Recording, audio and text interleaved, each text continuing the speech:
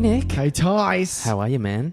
I am a bit tired. To Me be honest. too. To be honest, we're a bit tired. Yeah, we are a little tired, but all that's right. okay. Hey, you're going to get those episodes. That's it. We will combat through our tiredness to bring you Nick, Tys and Videotape for this week's episode.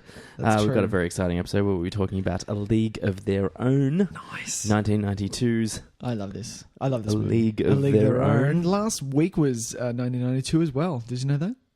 What? Batman 1992. Oh, look at that. Yeah, returns. Yeah, all right. Yeah. Look at us go. Yeah. A little mini 1992 fest, fest. which is kind of interesting because it's the 25th anniversary There you go. of 1992. We didn't mean to do it. We didn't people. mean to do this We're at not all. that smart. No, we're really not. Hey, Nick, why don't you tell people where they can find us online? Oh, ladies and gentlemen, you can find us anywhere you find podcasts, which is in TuneIn Radio. I fixed it. TuneIn Radio.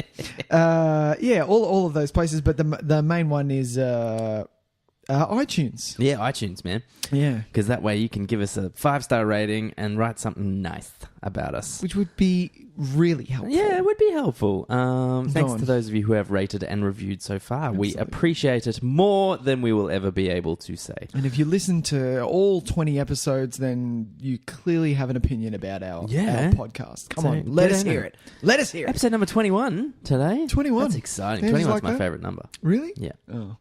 Mine is, I don't know. There you go. I think it's 8. Oh. Yeah. All right. What was our 8th episode, Tys? Some shit. Some shit.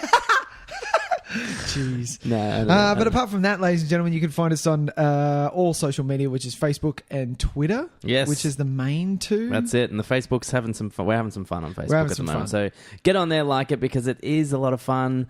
Yeah. Yeah, I think you'll enjoy it there, people. Yeah. Hey, Nick, why don't we get talking about some trailers? Talking about some trailers? Let's do some trailers. Yeah. Trailers. Everybody's talking Trailers.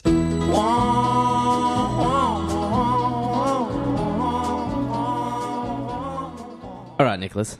Okay, Tyson, what do you got for me? Well, how do we want to do this? What do you got for us? Well, because we're going to talk. We've got a Marvel. We got a Marvel. I do like it when we get a Marvel trailer. But we do. I've got. Let's talk about Black Panther. All right, let's talk about Black Panther. We'll talk about Black Panther. Cool. It's a good looking Intense. trailer. It is. It's a sexy Yeah. trailer. As if Sexy is this the word wouldn't to be describe sexy. that. Yeah, it's a Black sexy as Panther. shit. Yeah. Like really sexy. this Like when that fucking- font came up. The font is pretty great. Oh. We do love a font here. We do. I just like Go on. the fucking the beats in the Yeah. in the score. Like Yeah. This real fucking like African theme. yeah, but which is like, awesome. It was really funky as Yeah. fuck. I hate the word urban, but yeah, yes. That is how white people describe anything of that ilk in music. Yes. Oh, it has an urban feel.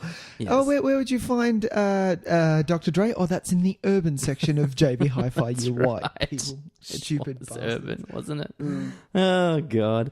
But yeah, this is a So sexy bad. trailer. Yeah. I like Chadwick Boseman a lot. Oh, I love him. And Did you see the James Brown No, movie? I didn't. It had some rad elements, Yeah, and okay. he was spot on with his Sure. performance. Yeah. It's just that the writing itself was a little lacking. Okay, sure. I would watch it again, but not for a while. Sure.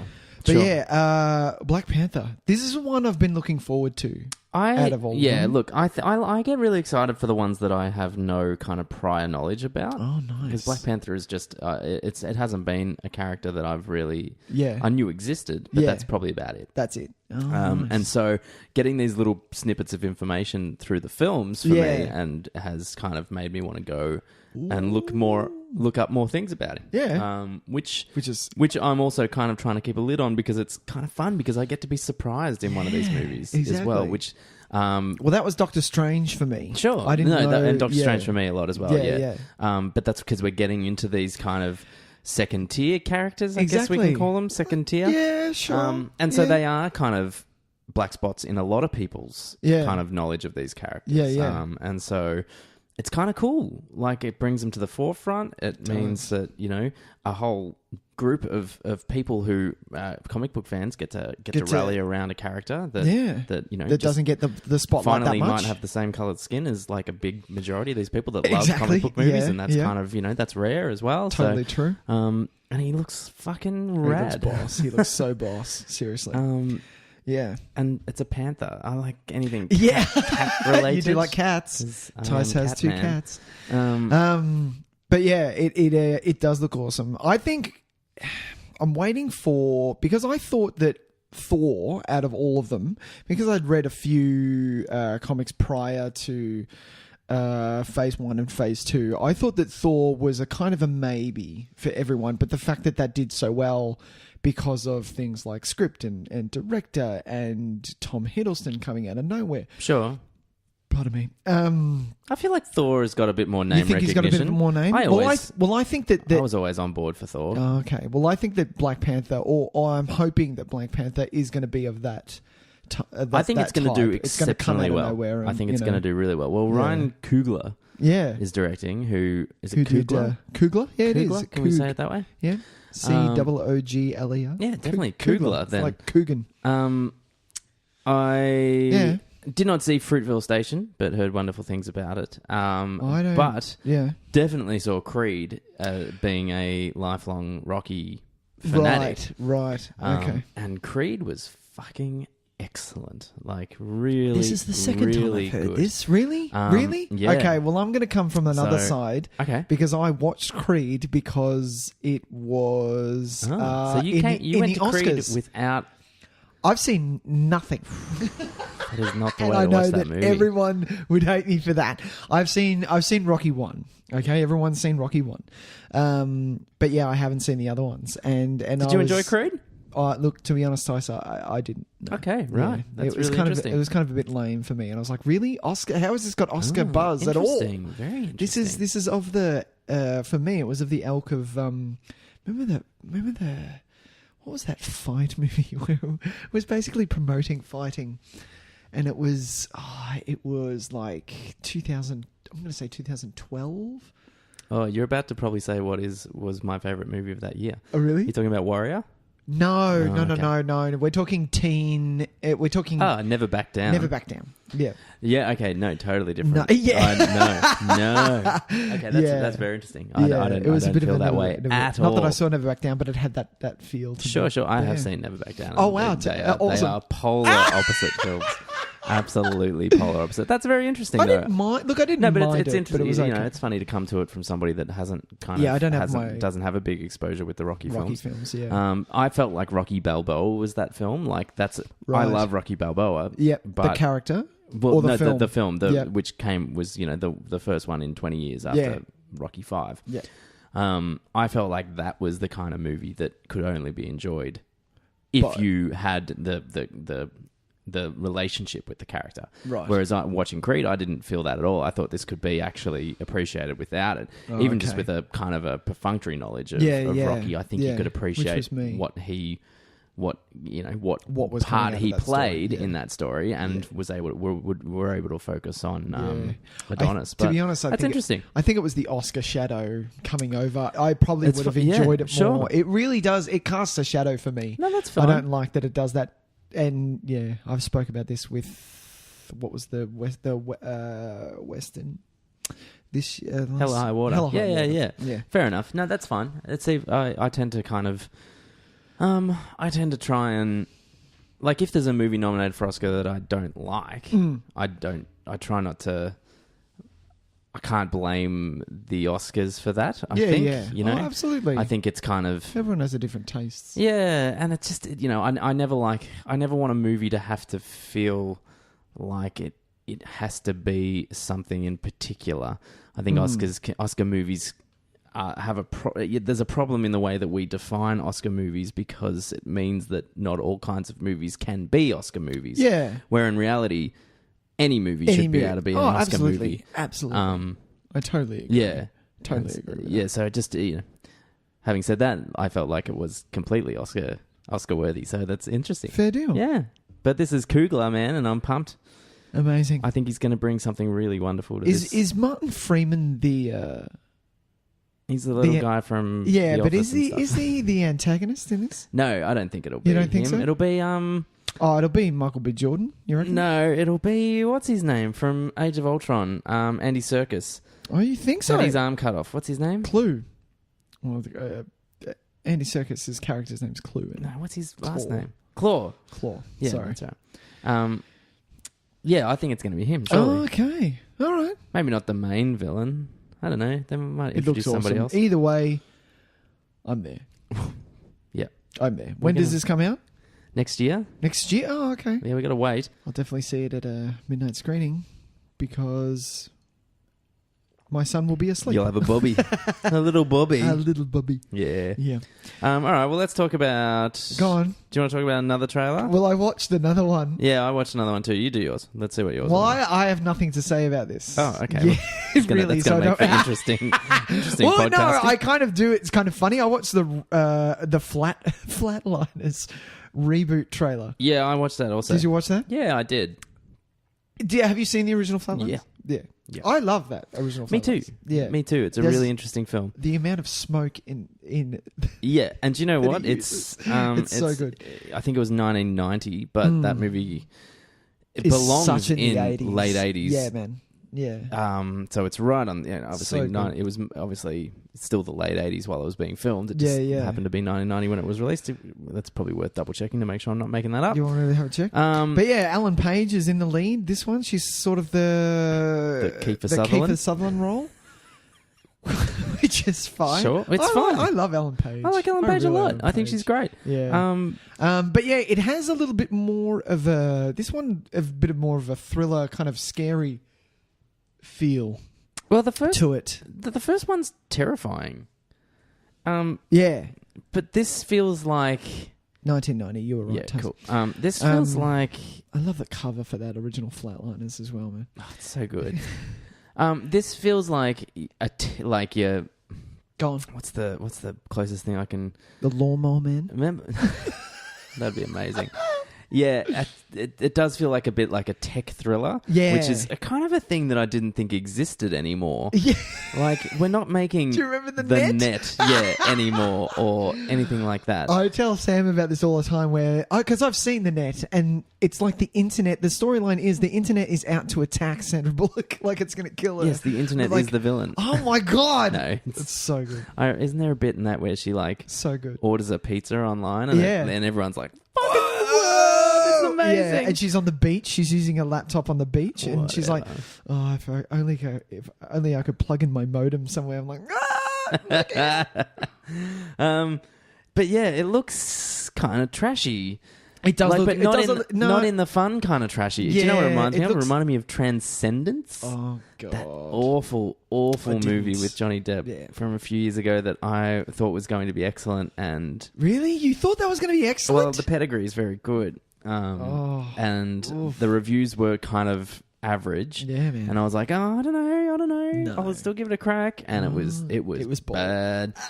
And it kind of feels like that to me. It feels like this kind of.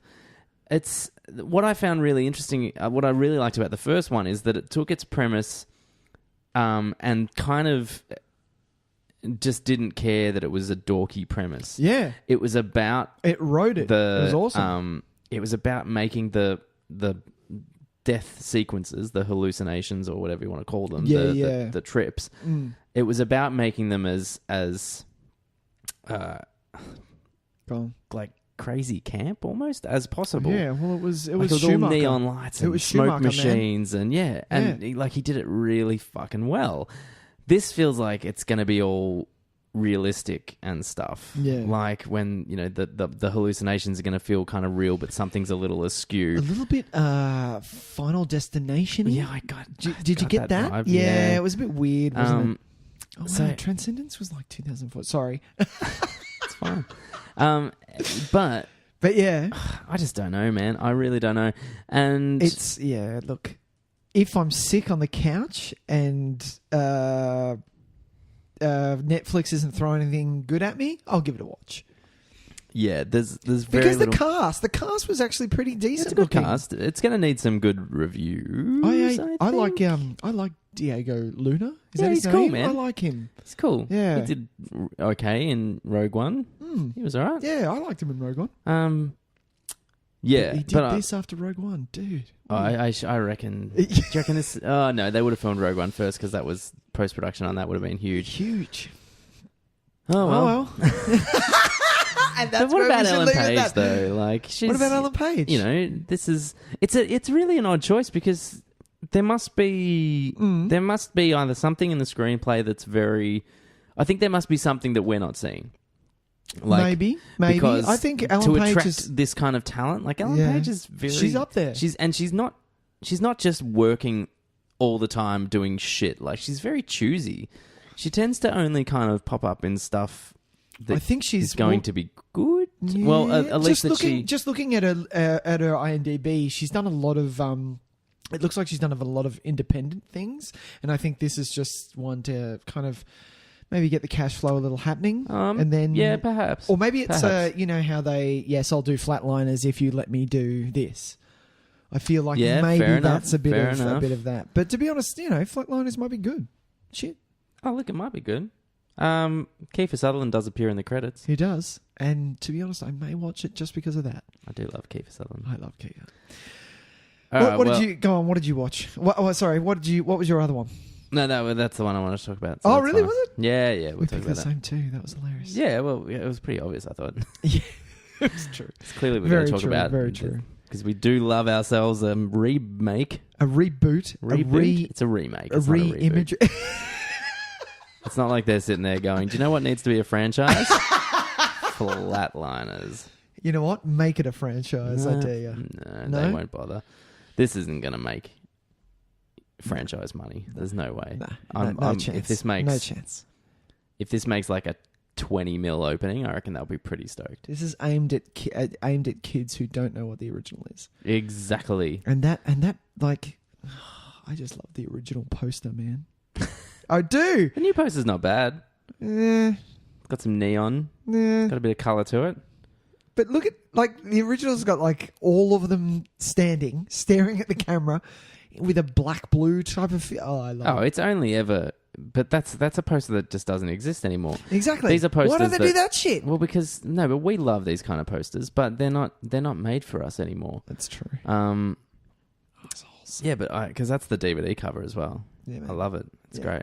And it says so much about the film. When like you see a poster like that... Yeah. And are you talking about the original now? The original one. Yeah. Like, I know it's silly to say that it gives you an idea of the film, but it actually does. Like, it does. It's got because the that's dip, what dip, it's got the dip, it's got the pulse mark, but it's also got the like that's the kind of color saturation effect that they use a lot to demonstrate that they're in the creepy afterlife. Yeah, sure. That is true. Whereas this new one, like, is that what it's going to be like? It's got a Baldwin in it as well. Come on, it's true. You can't knock like it she's back. kind of like pushing her face through like a thing, and no, she's pushing her face through the pulse line, Tys. That's the pulse line. No, you're not buying it. I don't buy it. I like the colours though. I like that there's colour in it. He's like, no, because it quite easily could have just had no colour at all. That's true. Because we are living in an age where it is not cool to have colourful movies, Nicholas. Unless that movie is Guardians of the Galaxy 2. Guardians. No, but that's why. That's why Guardians is so amazing, because it's like it treats you with your eyes are just like awake. It's like awoken. It's like finally, putting fucking after pop rocks years in your of, eyes. Yeah. It's just exactly. Oh, exactly. Beautiful. Hey Nick, what did you watch this week? What did you watch this week? Don't do that. No, I haven't had time to do anything. I'll never have time to do it. But I think it's funnier if I keep saying one day soon. One day, just you wait for our little intro. It's going to come sick. out of nowhere. Yeah, it's going to be good. I've been binging House of Cards. Oh yeah, cool. But apart from that, I did watch one. I saw this at the cinema. Okay. Based on the trailer, Sure. Secrets in Their Eyes. Did you see this, Tys? No, I heard it's balls. You heard it's balls. Yeah. Okay, well that's fair enough. No. It's fair enough. The trailer caught me and I was in. I like it's a. Is it at the cinema now? No. When it was at the cinema, yeah, you saw the trailer while you were at the cinema. No. I saw the trailer and then went to see it at the cinema because of the trailer. What is this? Your second viewing? Yeah, this is my second viewing. Oh, wow. Yeah. Okay. And the reason, and I knew that you would go, why do I say that second? So the reason I wanted to go back was because of the performances of Chiwetel Ejiofor, Nicole Kidman, who I dislike Nicole Kidman. She's not that great for me. Sure, I don't buy it. And then Julia Roberts, she's boss. I love Julia Roberts. But yeah, the reason that I rewatched it was because of those performances. And do you know the actor Joe Cole? Does he ring any bells? Does not. No. Okay. He's sort of a new name sort of thing. He's been in a few things. He was in Green Room. Yeah, I know you're talking about. Yeah, he's great. He started off in Skins, and I just the performance by this guy, because this guy, I'm not spoiling anything, he is the killer. Just chills, Tys. This performance gives me. It was full on, but yeah, it was a good story. It's just not a great story. It's worth a watch. Great. It was like, that was cool, and never watch it again. Okay, but I'm just one of those people that will watch anything. No, fair enough. Twice. Billy Ray's kind of. The director, he's a bit hit and miss. He's done some good stuff, but he's he hasn't directed much. He's written, he's written some good stuff. I keep wanting to watch. Everyone tells me Shattered Glass is excellent. Oh God, is that with Hayden Christensen? Yeah, apparently this is like the movie that makes you like him. Oh wow, okay. And I've just never gotten around to it. Okay. But I've always heard it's worth watching. But a couple of other things that he's written, I quite enjoy. So that's, he's got an interesting, when you look at someone's like lifetime of work, and it's kind of like, fuck, how did you come to write those exact 6 or 7 films? Yeah, like, they're what bizarre. a bizarre collection of things for you to write. But the other reason I'm going to recommend people watch this, if they're looking at it, I'm all... seeing a bad guy get his comeuppance in anything. I think we might have discussed this before. Oh, have we? Yeah. Have we really? It's very satisfying. It's so satisfying. And this is a hell of a fucking comeuppance. That's good. That's good. Yeah. Have you seen... but doesn't come without its... it's even its own... Of course. Yeah. I like those ones, but I especially like ones where there's just no consequence whatsoever. It's just the bad guy gets shat on, and everyone lives happily ever after. Yeah, you do love them.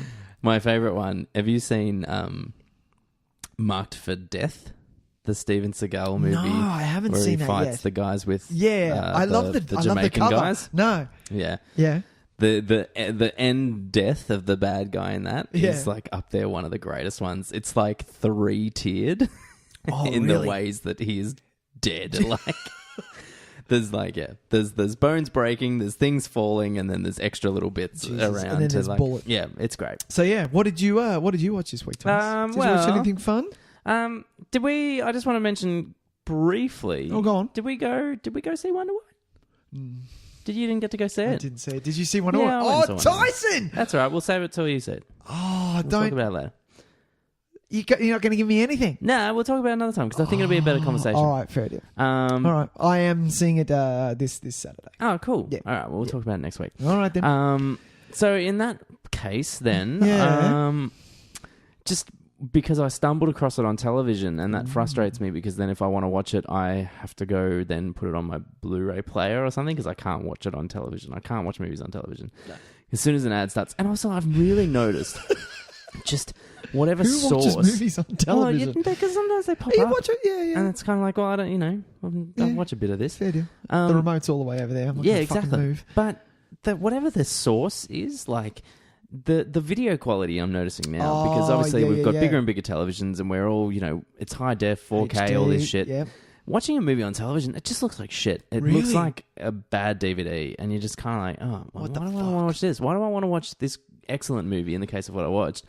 and not watch it on my crisp, clear Blu-ray that I've got. Yeah. So I got up and I swapped it over and I started the Blu-ray from where I was up to. I like that. But it was watch Batman Begins.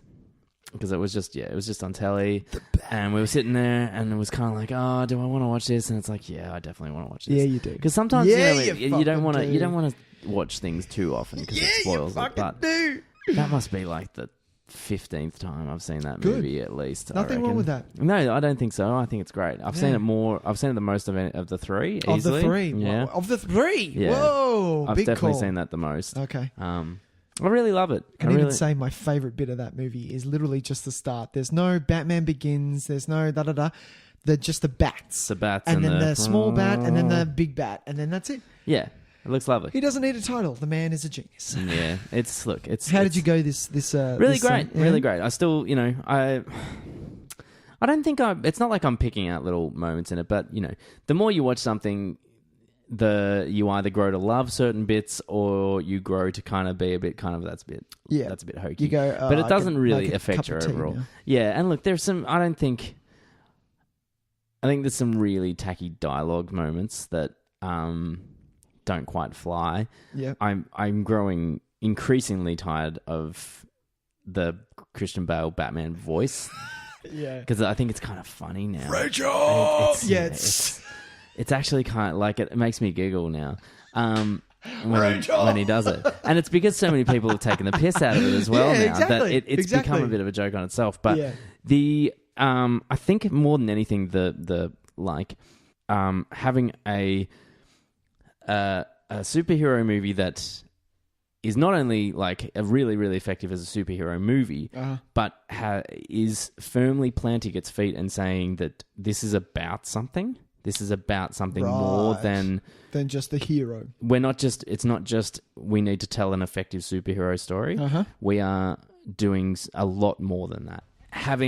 Going back to watching this again, you really see that this is like what we were talking about with Tim Burton last week. Is that it's not really Batman that interested Burton. No, it feels like it's the world that he lives in and it's the characters that surround him. Yeah.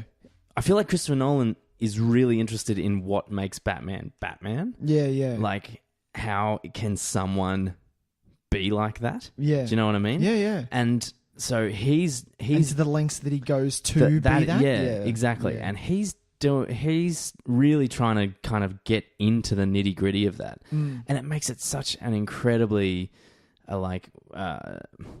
rewarding movie to rewatch, I think. Yeah, man. Because you start to kind of pick up all these other things, and not only is it just like kick ass when it gets to the big moments as well, but the smaller moments are really effective as well. Yeah. And it looks fucking amazing. And this is it's the best Gotham that he's had of the three. It's a really it's got character. It does. It's got character, it comes to Gotham. life for the Gotham City in that. I really like Liam Neeson in these films. I don't know, like I think he's really effective in the very short time that he's on screen. I do like him. I do. I just feel every time I think of that movie with him in it, one line if he said the line, "Be mindful of your surroundings," too much for me in that line. I feel it was said like 6 fucking times. Yeah, fair enough. Oh God, fucking get over it.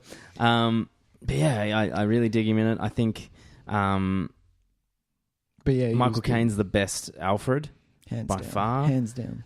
And their relationship is the best Batman to Alfred relationship. I feel like in the old ones, it's a bit distant. It is. And he feels very much like his servant. And in the new ones, they're too... It's a family. It's too... Well, it's not... It's too like... Because Alfred is obviously like a ex-military guy in these new ones. So they feel like they're like workmates. Oh yeah. The Nolan one is the only one that was able to exploit the father-son element to it really well. Yep. The fact that he became his father after his real father died. And that's super effective, and you forget about just how good Michael Caine is when he's doing that. So good. Have you seen any of Gotham, the TV series? I tried to watch like 2 episodes. I just wasn't interested. The Alfred Bruce relationship in that is to put it into, it would be tough love. Like he almost is mean to Bruce. Sure. Slaps him around like, Well, that's what I feel like Jeremy Irons' Alfred would have done to this new Batman. To the new Batman. I think that would have been a part of their relationship, and that's a part of there is. That is in comics as well, isn't it? There was one of the universes had. Not any that I've read. I'm sure I've seen it in at least one of the animated features. I've seen Alfred and Bruce like they spar, and Alfred actually gives him a good. Nice.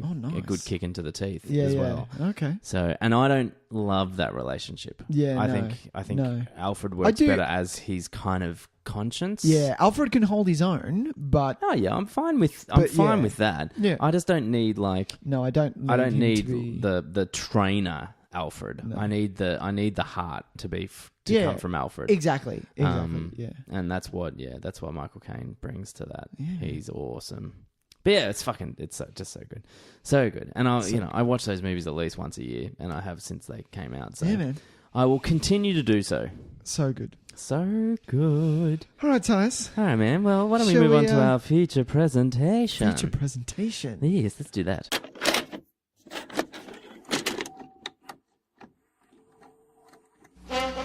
And now for our feature presentation.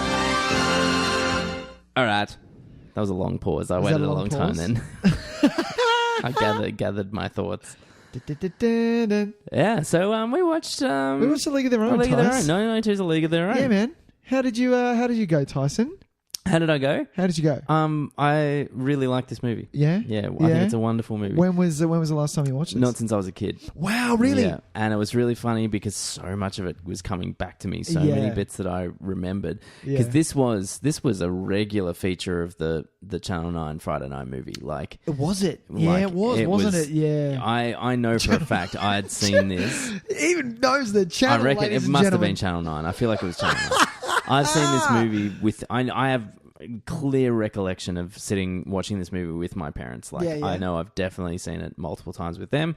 And I taped it off the TV on VHS. And see, but the thing is, I don't have a memory of watching it since then, but I think I must have at some point. Oh, okay. I don't think it couldn't possibly be 25 years since I've seen this movie. There's no way. Yeah.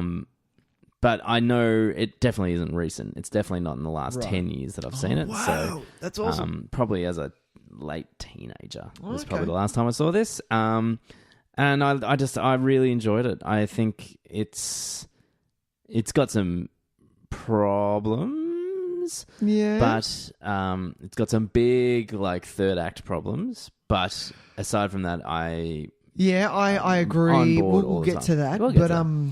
But I just it's so charming. I love this movie. So this was a constant, the same as you, watching it with parents and my brother, and we loved it. My auntie introduced me to it, and I bought it on DVD, and I've watched this multiple times. Yeah, it's great. another one that I could kind of. Did you watch your DVD to watch it again? I did, yeah. Aww. Yeah. Does the DVD have many special features? Well, mine does, yeah. Great. Yeah. I should buy it. Yeah.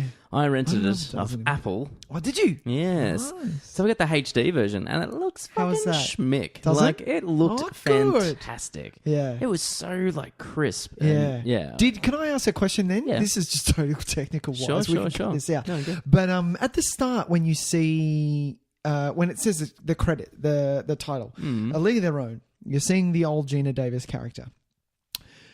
Is the colour kind of a bit washed, and then when it goes back to when they were kids, the colour comes out? Oh, did you get that? I didn't specifically notice it, no. Okay. But then again, the bits with I feel her like in it were slightly muted anyway, the surroundings. Because I feel like the colour popped when it went back. Yeah, no, I don't it was kind specifically of remember that, but that definitely could have happened. Right. Just asking. There you go. But yeah, I love this movie. I do. I love this movie. Nicholas, tell me. Yeah, go on. Oh, go. Oh, question straight off the bat. No, it was just because you obviously love this movie. I'd like to know why you love this movie. So much. Okay. Why do I love this movie? Oh shit! I don't know. I don't know. I don't know why I love this movie. It's one of those movies that I've grown up with. It's funny to me. Clearly I didn't realize I was a big fan of Penny Marshall. I love Big. I love Jumpin' Jack Flash. Jumpin' Jack Flash. Yeah. I've never When was the seen last Jumpin' time Jack you Flash. saw that? No? Never. Really? So, no. Oh, I love Jumpin' Jack Flash. I love Whoopi Goldberg. I wish she still acted. Yeah, sure. But yeah, I love it. It's for me, it's very well paced, this movie. Just getting to know the characters really well. For me, also, I played baseball. Hey. So, it was that for me. I played softball. You played softball? Talking softball. Yeah. I played softball as well. But yeah, I love the game. I think that's why this film I love draws baseball with me. movies. Yeah. Funnily enough. That's funny. I love American gridiron movies. Yeah. I would still love to play it, but I think I'm kind of because now. we've talked about my fascination with sport films. Yeah. Do you have a That's why we're particular here. sport movie? I don't think I do. No, I Mighty Ducks. I think the sport that I think Teen Wolf? translates. For some reason, the sport that I think translates best to film is American football. American football. Yeah, I and think because there's so many of them. it may be, and it's just for some reason the way that game is played lends itself really well to filmmaking. Yeah. Then probably baseball. But that's the thing. Basketball This doesn't movie, translate very well. jumping ahead a little bit, this movie, baseball to watch is a fucking boring sport. Sure. It doesn't action. When action happens, it happens really quickly, and then that's it for another innings or whatever. Well, you could say that about American football too. Like you spend more. The plays themselves last for about 7 seconds. Yeah, exactly. And the fucking around goes for at least 2.5 minutes. Exactly. But yeah, I don't know.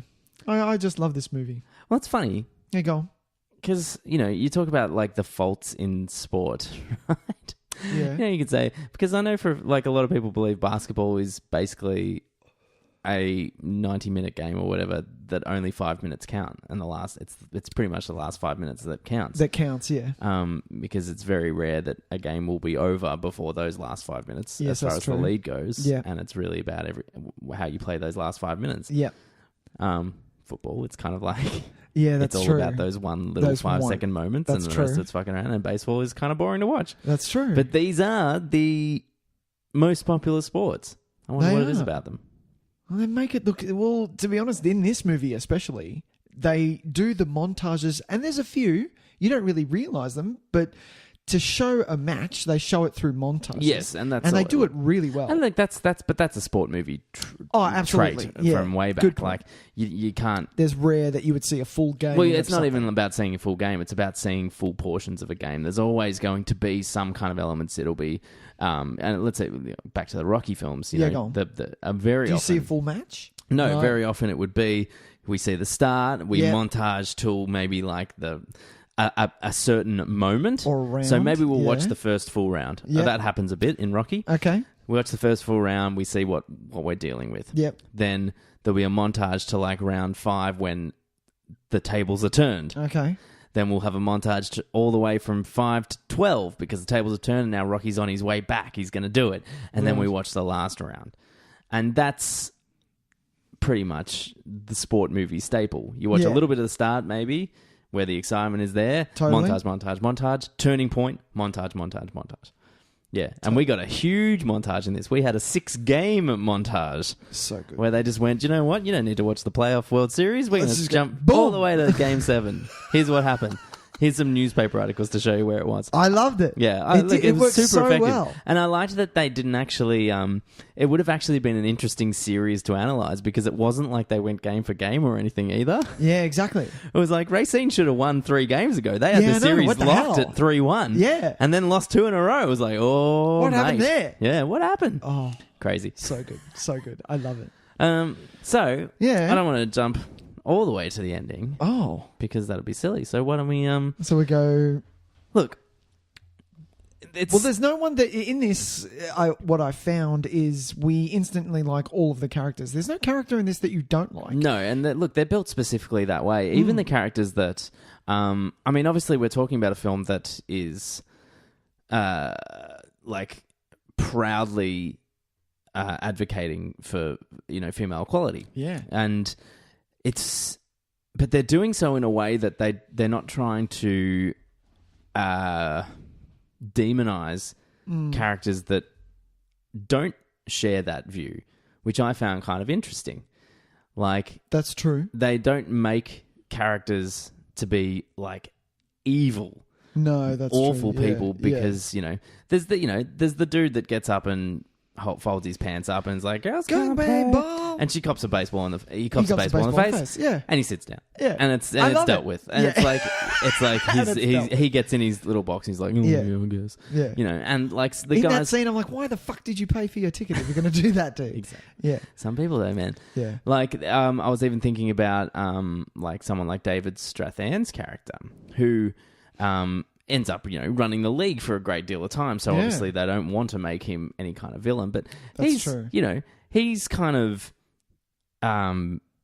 blissfully ignorant to some of the things that he's saying that would make us cringe. Cringe a bit. Say that, buddy. Yeah. Oh, dude. And that's what I mean. And he, but we're never painted to. We're never led to not like these people. Absolutely. I mean, and especially Tom Hanks's character. Oh my god! But this speaks volumes to the talent of Tom Hanks. It really does, doesn't it? Is that he is a fucking prick, and we love him. That was nice. But fucking, he really is. He is. He totally is. Just an awful person. He is, and it takes him until the end of the movie, maybe 10 minutes before the movie, because even at the end of the movie he's saying the prayer, and he's like, you give these girls, and by the way, how hot was that waitress I banged? Thank you for the waitress. You know who she was when she kept calling your name. I was like, oh, genius. But this is, and he is able to make us really like him, and he's saying like awful things. He says some really early on. There's even a slap on the ass, I'm pretty sure. He slaps multiple people on the ass. And that's at a point when we're meant to like him a lot as well.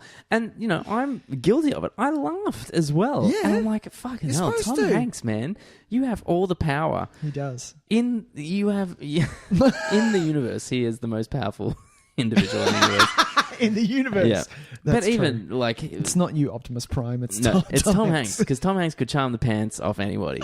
And that's what it's about. That's what gives you power. He could walk into any diplomatic situation and walk out with the nuclear codes. Yeah. Him and Bill Murray. I just don't think Bill Murray would have the patience. No, he wouldn't. He'd just throw a golf club at somebody. I'm done. Just be like, nah, fuck yeah, I'm out. Yeah, exactly. But yes, you're very right. You're very right with everything. So it's, we think about this movie as kind of like an example of, feminist equality and stuff, but it's not really, it doesn't set out to have an agenda. It just kind of tells this very neglected story about these incredible women. Yeah. And just does it. Yeah. And showing kind of the things that they had to go through, the pressures on these women, not only to go to charm and beauty school, but to be great players as well.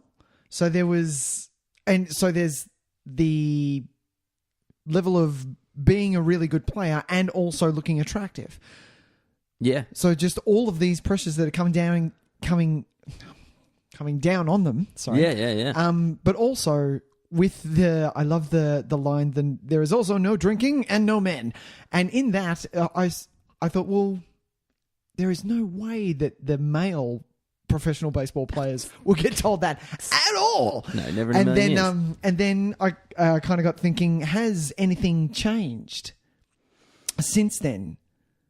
Well, are we putting? Because I don't know. I'll be the first to say that I don't know a lot about. I don't watch a lot of sport nowadays. Sure. I don't watch AFL or things like that. Female sport is never, unfortunately, as well respected as its male equivalencies. There are certain sports that women do equally, if not better than men. Absolutely. And there are others that it's not comparable. But that doesn't mean that they shouldn't be allowed, that they can't play that game and it be a very fucking entertaining game. Oh, absolutely. Like we've been lucky enough to have the AFLW introduced here in Australia, which this year went off just huge. went off, and it was fucking awesome. Yeah. And like we'd been, it And had been talked about for years and years and years and years and yeah. years, and it's amazing that it's taken this long to have this happening. 2016. Fuck. Jesus. It's this year. It was 2007. Oh, it was this year? Yeah. Oh, right. Well, I think it was this year. It started very early this year. Oh, okay. And it was finished by the time can I just say, the season as a person that hates AFL, Sure. like I don't watch AFL, I don't like it. Sure. But the fact that this went so well, I was like, fuck yeah, now I'm proud. Yeah. That makes me really proud. Because really this is the thing. People want to see Fuck yeah. their sport played by professionals in that sport. It doesn't matter if they're female or they're male. Exactly. If they are of a professional standard, that sport, people want to watch it. But I think what this movie kind of hit on the nose, and that maybe kind of happens, I don't know, with is it the AFLW? That being attractive as well, just kind of looking at the Williams sisters, Serena Williams and that, being... There is a having pressure, having to obviously. look a certain way. Yeah, but I don't think it's... I can't speak for it personally, but it doesn't seem to be as much of a concern anymore, I don't think. If I could pick another job, I would want to be a commentator. One, it's not really sport, it's sports entertainment, but I do watch WWE. Ah, of course. And it would be a lifelong dream to sit next to fucking JR. Sure. It would be a dream to just commentate a match. I'd have to kind of watch the swearing, but yeah, I would love it. Yeah, I would imagine. Love it. But yeah, the commentating in this, it was gold. Well, boy, she hit the cream cheese out of that one. I was like, oh, it's so come on. Some of the funniest lines come from the periphery in this film, I feel like. Yeah. Some things that just kind of happen when, for instance, the fake news broadcasts and stuff like that, where the focus isn't necessarily on what he's saying. We're just kind of... it's kind of... But that's where the funny moments come from, the little lines of that. There's a really great habit. There's a great effect in this film that happens multiple times where in order to move from small scene within a bigger scene, from small scene to small scene, like we're moving to one end of the bus to the other, we're bridging that by having a part of the conversation that we've just had, like a kind of just a trail off, heard in voiceover over the top. True, yeah. And it happens a heap through this movie. And there's some of the best lines, because it seems to me like they were lines that were maybe improv'd or kind of developed in the room. It was like, I'll say this will be funny because it's stuff like that. Some of the stuff Madonna says, some of the stuff Rosie O'Donnell says. So good. They tend to be lines that they've had their conversation and it's just the button as you've moved to the next scene. And they were some of the funniest lines, I thought. And this, it's a super effective technique, because the whole time while we've got this, we know exactly which voice we're hearing as well, which is testament to the fact that there are 10 to 12 girls on that team. Yeah. We know them all really well. They all have really defined personalities. And that is testament to the writing, but to little things like that effect, because we get to hear a little bit more of these people. We get to hear how they interact when the focus isn't necessarily on them, and that builds their character as well. Yeah, it was such a good movie, which is a really good element of a lot of these movies that don't have that. I think, like a lot of these sports movies where you kind of jump, you get one member of the team, you can't really deal with the rest of the team. That's very true. But this was a deep team. Like there was a lot on of the players screen. on this team. We got to a point where maybe there were one or two that we maybe didn't see much of. Yeah, Betty Spaghetti. But I think Betty Spaghetti gets a fair bit of a run. You reckon? she does. Probably, because of her. Probably the relief catcher that comes in to catch Alice. Alice. Like she might be, but then she gets these. But she get the hilarious. You're killing me, Alice, which is amazing. But that's what I mean. Every character really kind of gets their own. To have a defined personality. You see a lot of them. You see a lot of their character enough so that you know them, which is so good. Yeah, there is at least, I think in every one of them, you could at least have a sentence to describe their personality. And that is super rare in a sports film where the team is this large. That's very true, yeah. Like, because there will be so many times as well. Yeah.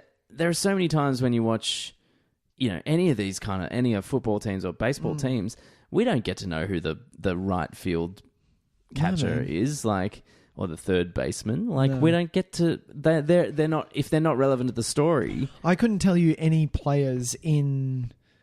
What is the Oliver Stone Gridiron movie? Any Given Sunday. I couldn't tell you any players. No, I know a few of them. You've watched it a lot. I've watched that movie a lot. Yeah. Cap. But yeah. But you're right though. Probably 6, I reckon, in that get a good run. Yeah. But we're talking like 10 girls here. Get their time to shine, and it doesn't feel like we're just doing it because we have to either. It feels like it feels organic to the story. It feels really effective. I really liked those elements a lot. It really does. It's really good. Yes. So on that then, who is your favourite character? Oh. Go on.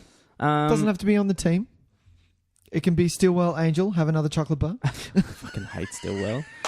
Stillwell! I really... He pushes the line into flat out comedy for me in this film. Oh, you don't like it. He takes it from being funny situations that make you laugh in a realistic environment to just, come on, man. Like, what? The bit where he grabs the bus driver. Yeah, that was and bad. He's got the chocolate on him. No, but I love the fact that when Tom Hanks walks in, one of my fucking favourite bits, Tom Hanks walks into the room, into the locker room. Yeah. He goes, "Okay, girls, are we ready to go? What's Stillwell doing over there? Get him away from the tape. I don't know what he's doing. Stillwell!" And Stillwell is just literally just wrapping the tape around it. And he has the face on this kid is like, "Go on, fucking do something." Look, and that's it. He does get a good few good laughs, but that's when is when it crosses that line into farcical, I guess. Yeah, which, fair. If it's not that I'm not up for that, it's that it takes the you out movie a juggles bit. it really well without ever going there. Yeah. Like without ever going for the really obvious kind of, okay, here we go, we've got a really crazy kid. Yeah. That for some reason, like, everyone just tolerates, and it's like, no. This wouldn't happen. This wouldn't happen. It wouldn't happen. It would happen. The moment he's caused the bus driver to nearly crash the bus, like that, but... it's kind of like, Stillwell, you are You're done. off. You're off. done. You're out of this. Yeah. You're out of this. If you don't want to play in this team, you've got to choose. You've got to get rid of your kid if you can't play on this team. No, it's the son or you. Like, one of you. Like, tell me that wouldn't happen. He could have killed them all. And we're all just having a good laugh at it. And then he pops up in the flashback at the end, and then they're all like, Stillwell. I'm like, kid. Fuck off, Stillwell. You better have grown up into a normal kid. Swear to God. So good. How good is the... No, come on. Who is your favourite character? You didn't tell me your favourite I didn't tell you who my favourite character was. Sorry, we ended up talking about Stillwell. I like... No, it is Geena Davis's character. Wow, like, okay. Honestly, Queen of Diamonds, she's Dottie Hanson. Stunning. It's a really great characterization that she does. But I think, like, I really like Madonna. I think her character is excellent. Yeah, man. I like Rosie O'Donnell. Yeah. I think she's quite funny. She's hilarious. I really like, some of the periphery ones. Like, I like... Marla Hooch.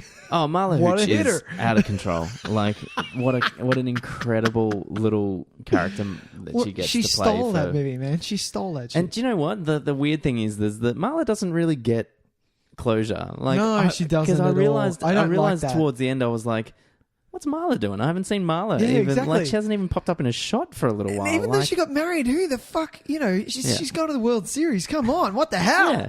You can get married next year. Yeah, but or in like, the off season. Yeah, exactly.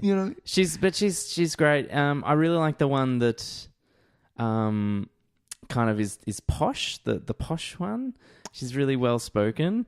Ellen Sue. Is it Ellen Sue? She's the pitcher after Kit.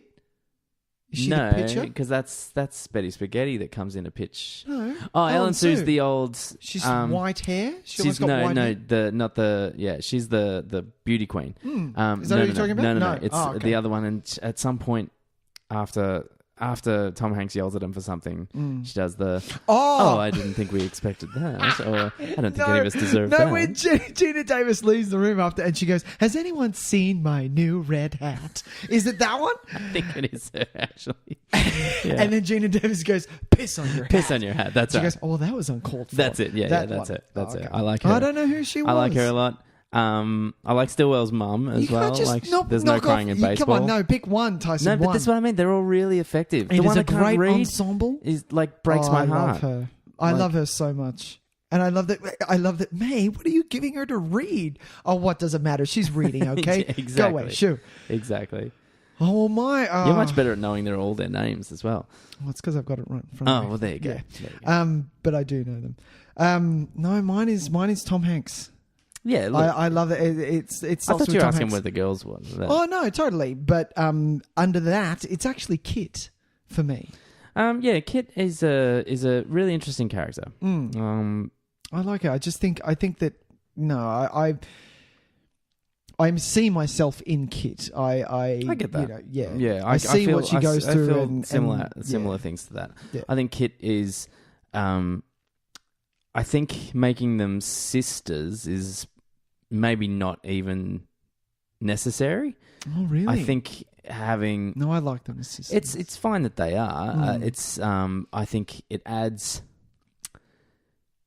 Making it a sibling rivalry, Yeah. I think, takes away from the feeling that I think a lot of people have, because I never felt that way with my brother before. No. But I've felt that way with a lot of other people before. Oh, okay. That, you know, that people that are just that overshadow you and have are very strong personalities and get all the attention, and you're kind of stuck In this one spot, and you're like, what the fuck? trying to push yourself into the limelight and try and be like, no, Totally.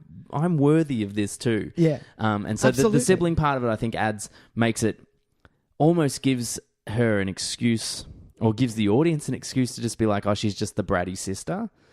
Whereas if never they feel weren't, well, no, I know. I because understand that you would see that, yeah. but I don't. I never get that. No, that's fine. But, But yeah. I think certain people who maybe share a similar family dynamic, I Yeah, think a lot yeah. of people who might be big sisters Oh, okay. would not like Kit very much.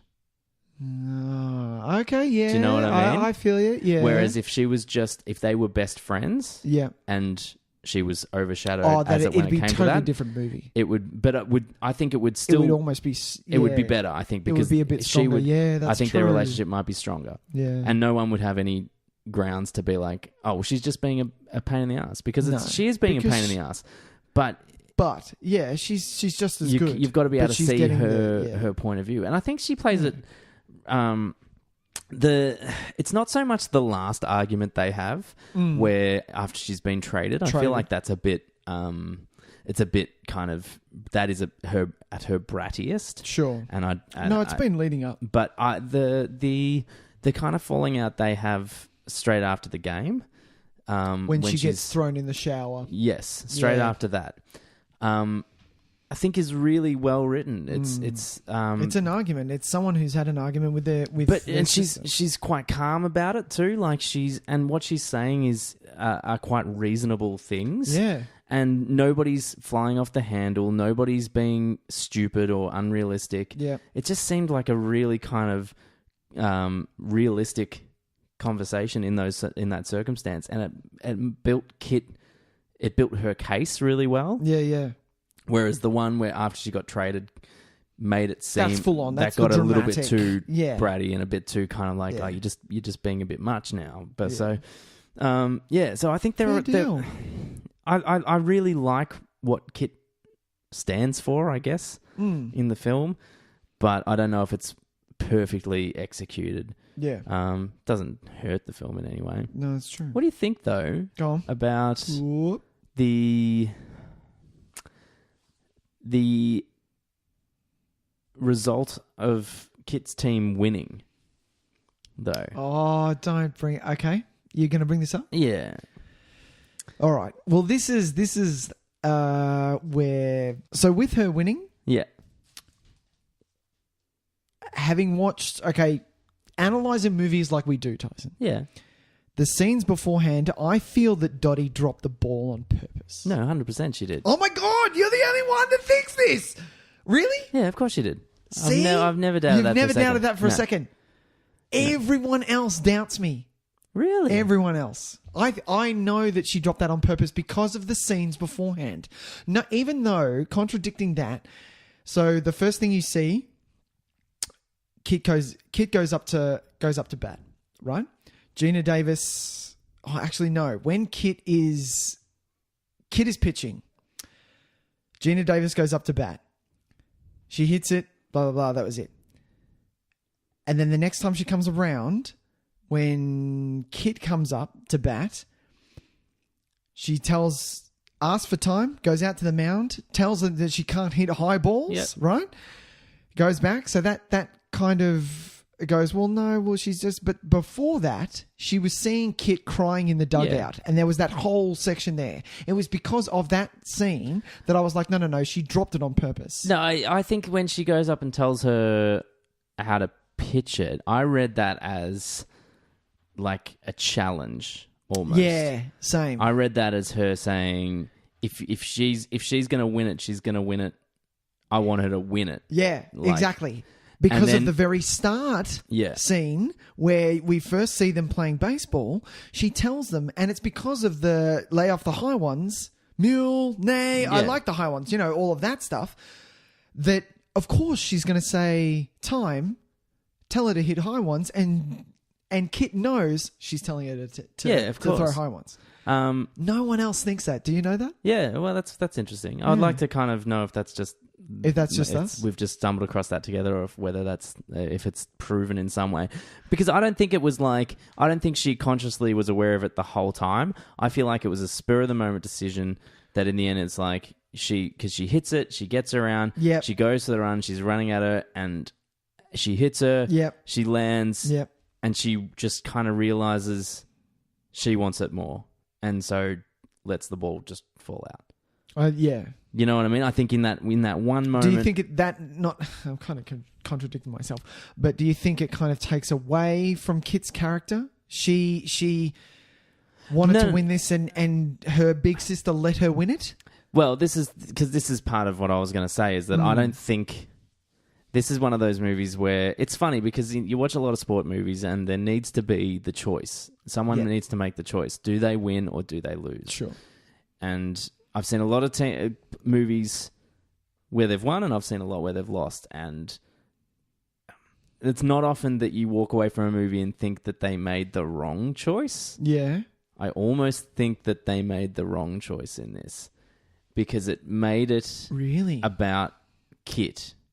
Yes. Not about the game. Well, not about the girls that we've spent this whole movie with. Okay. Do you know what I mean? Yeah. They wanted it just as much as Kit wanted it. Yeah. And I don't know if Geena Davis's character really had the right to make that choice. Yeah. If she does make that choice, which we're saying is kind of contentious at the moment, but that's the way we've always felt it, that she did make the choice at that instant. And especially because she goes away, then comes back for this one game. I'm like, you can't go away then and then just come back in the World Series. I don't think it was a conscious thought at the end. No, at the start. I know. I totally don't think that either. But these girls have blood, sweat and tears to get to the World Series. Game 7. Yeah. You know. Yeah, and it makes me, it breaks my heart that moment where Rosie O'Donnell's on the dugout and she's crying. And I'm like, fuck yeah, like you've... These poor girls, like they have worked there. And not that the other team hadn't. No. But we haven't... The movie's not about them. And sometimes movies have to reward a certain amount of perseverance. And there was a lot in this film. These girls went through a lot, and we went through a lot with them. Yeah. And I just don't know if them not winning is the reward that we deserve. I love that and you that think they this. deserve. This is awesome. Do you know what I mean? Yeah, I totally get it. There are some movies where it's important for the team to lose because it becomes not about the game. This felt like it was still about the game. Yeah. This, because it was about the girls. The movie was about the girls. It was about the girls, not the sisters. Yeah. Yeah. Whereas something like Friday Night Lights, it's bittersweet the way it ends because it's not they realize that it's about fairy tales not always coming true, right? And it's that kind of, that's a big part of Friday Night Lights. Spoilers for Friday Night Lights. So if you haven't seen it. If you've never seen it, they don't win. We're not talking about the TV series. The end of the, They won a lot more in the TV series. Did they? Which made it, because sometimes you need that reward from time to time. Sure. Wow, that's hilarious. Okay. This felt like it was, we'd worked so hard that we'd earned the fairy tale ending. Yeah. So it was a bit weird that it didn't. I like it either way. I think I like it either way, but I'm willing to discuss it. Yeah. As more the, Because I am a bigger brother. I do have a younger brother. So Sure. if I did see that, I would do the exact same thing. Yeah, fair call. Fair call. Yeah. If you can't hit curveballs, then get the fuck out. Do you know what I mean? I know you can't hit curveballs, Dan. Yeah, for sure. Sure. Yeah. Wow, okay. That's a big one. Yeah, look, I don't know. It's an interesting way for the movie to end. Speaking of endings, go on. This movie no. has more endings than fucking Lord of the Rings. This, like, I've wait, forgotten. before you say that, is this not the longest fucking flashback in a movie ever? This is the longest flashback in a movie ever, isn't it? Because I think there are lots of movies. Bullshit! Well, it is the longest. I just went and saw Wonder Woman, and that is exactly Is that what a flashback? Wonder Woman's an entire flashback. Speaking of, Stop it! Stop saying stuff. It. Enough. Right, sorry. Well, didn't you know it's set in World War One? No, so I don't know. Shut up. You knew it was No, war. I don't. I read nothing. I go in blind. I like to go in fucking blind. But you knew Chris Pine was in it. Shut up! Yes, I do know. So he couldn't be I know there. things. I know something. All right. So, I feel like the beginning and end of this film, like the real in the 90s scenes, are pretty bad. Although, like, having said that, the casting of the old Geena Davis and the old Laurie Petty and the old Marla Hooch old Marla Hooch as well, yeah, spot on. Oh, like really fucking good casting. The old Madonna too, like it really, really. Although Madonna's about that age now, and she hasn't exactly turned out that way. And most of these women obviously are about that age now, or probably maybe 10 years younger or so, and they haven't quite reached that that kind of level yet. I mean, you look. Laurie Petty looks amazing now. Still, Laurie Petty is stunning. Yeah. But I think the Laurie Petty lookalike might be the best one. You think so? I think if I had to pick one, I think it's the Geena Davis. Geena Davis. Okay, I'll tell you what though, because the Geena Davis one had me going, is this old? Is she in makeup? Because I wasn't looking at her mouth while she was talking, and then as soon as I was like, and I turned to my partner, I said, "It's not her," and she's like, "No, I think it's her." And she's no, and I would say it's definitely not her because listen to the dialogue. Yeah, it sounds like it's in a different room. It's because they've overdubbed it. Yeah, and that overdubbing is kind of bad. It's not. It's okay. Iffy. Her face doesn't have the intonation that the voice has a lot of times, which makes me think. And I don't think a lot of these the older women that are doing the lookalikes are particularly great actresses. Which is hard to say because they have very small sample to use. I'm judging it based on 4 minutes of screen time. But but it's because some of them I read were from the team. Well, a lot of all the girls that were playing at the end, and a lot of the ones that walked through the Hall of Fame were the actual players, which is great. Yeah. But there's no way they just happened to luck out, and the one that looks exactly like Geena Davis played catch up. No, hell no. But yeah, for me, even though the Hall of Fame part is very important to show, I feel. Because someone who, I don't know, is quite dumb and doesn't realise, wouldn't it be funny if women did play baseball? No, this did actually fucking happen. Well, it's funny because, in my head I was like, God, is this still happening? Or how long did this go for? Like, I'd forgotten what had happened. Like, how long it had actually existed for. And it's sad that it only lasted, whatever it was, 11 years or 12 years or so until it closed down. Really, like, that's a bummer. Yeah. I was reading a little bit about it, and, it was primarily due to the starting to televise games. Yeah. That caused the closure because people don't need to go to them. Because people stopped going. That's fucked. And unfortunately, it was apparently very lucrative for a while, and it didn't even seem like it was going to slow down. But the invention of these technologies kind of slowed a lot of things down. Man. And in comparison, when if you've got a league that is maybe doing a quarter of the business of the majors, only when it was ever expected to do that much, like that's very successful for that. But if the majors drop a quarter and everything drops a quarter, apparently that one quarter that you're at becomes almost nothing. Yeah. And so it couldn't survive, which is a real bummer. But yeah, I agree. I think the idea of those sections are really effective. But I just went it went on a little bit way too long. There was like when they all met each other again, it was really sweet. Which should have happened in the Hall of Fame. I think that could have happened in the Hall of Fame. Yeah. It could have been more effective. Yeah. And you could have, I mean, I found it really fun because I was kind of looking at these lookalikes, like kind of amazed. I was like, oh shit, like that's really effective. But then there was the opening of the Hall of Fame. Then there was the song. Then there was the game at the end and the photo. Let's have a team photo. Sure. And it was probably 10 to 15 minutes, I reckon. Don't need that. And I just don't think we needed it. No. I think a really... but even having said that, from the time the game ends, we also get a lot of false endings as well. We do. We get a really... beautiful round with Kit saying goodbye when both of them get on different buses. Well, let's go back from that. Oh, you want to? Their conversation together goes on for about 2 minutes too long. It's very drawn out, and they are covering very similar ground the whole time. Yeah, I feel like that needed somebody to come in and go, you don't need this, and this, and this, and it gets in, it happens, and it's really effective. Sure, because it was like they had to, when someone's like says something really poignant, but then someone else talks more. And then you have to do it all again. That. Yeah. That's what that felt like to me, that whole conversation.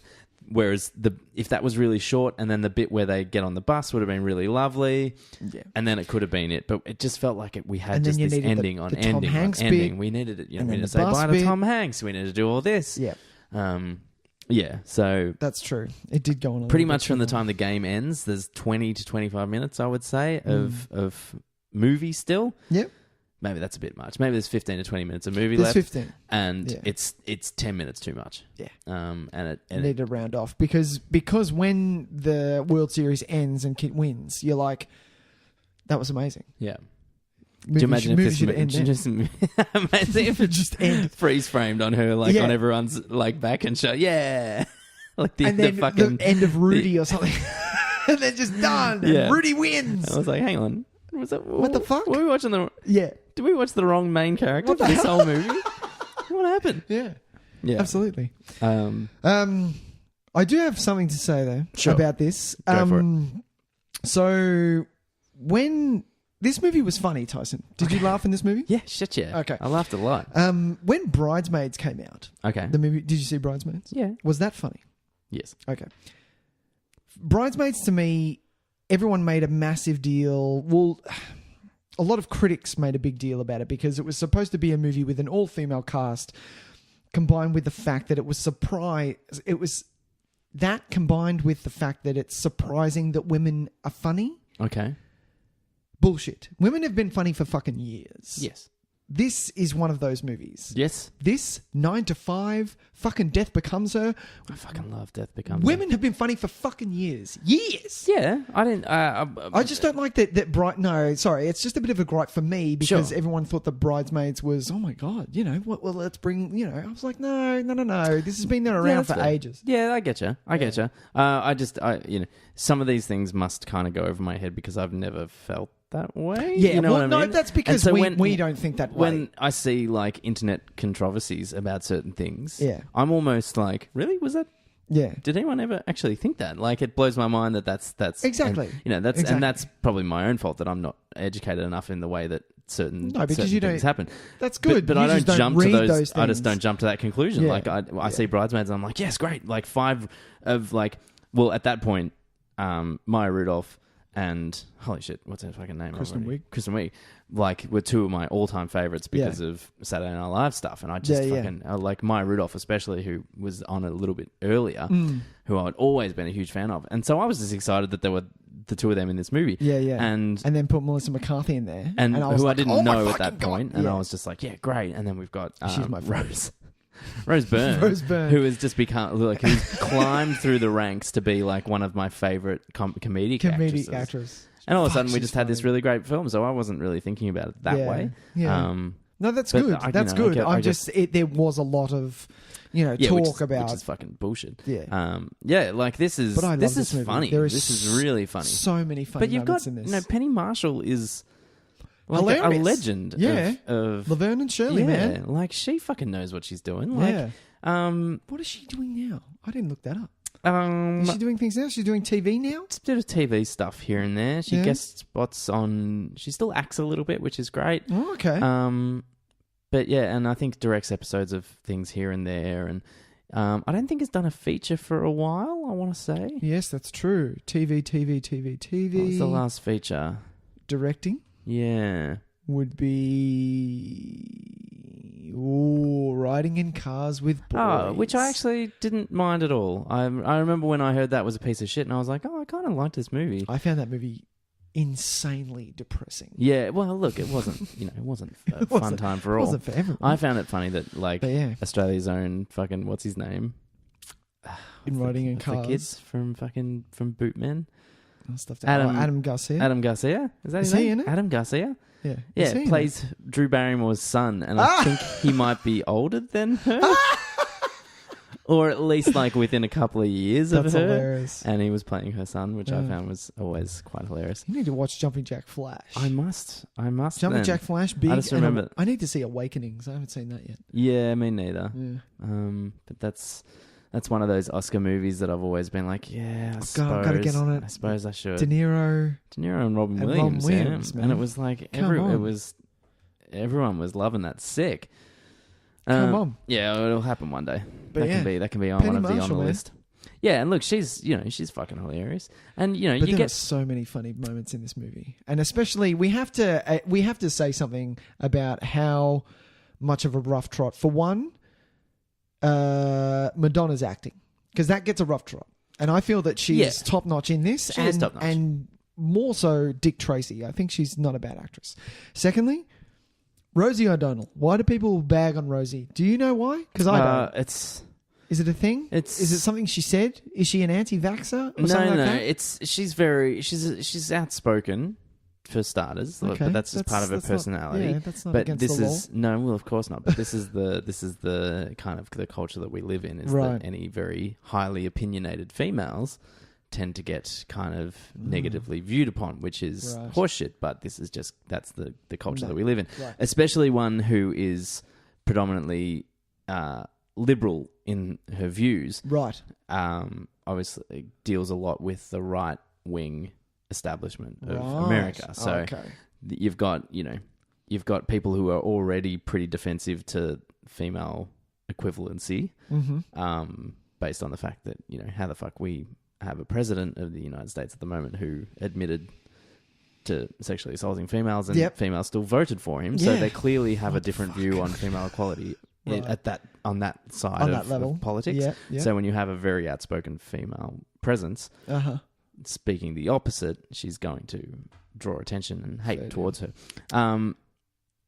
But that shouldn't really affect any other part. And so I think by proxy, we kind of hear about that. And so we formulate a kind of Rosie O'Donnell is a bit of an annoying, blah, blah, blah, blah, blah. But, she's usually great. Very good in movies. She's never going to win Oscars. No, but let's has just... she won Oscars? No, she hasn't. Let's just say that she is funny.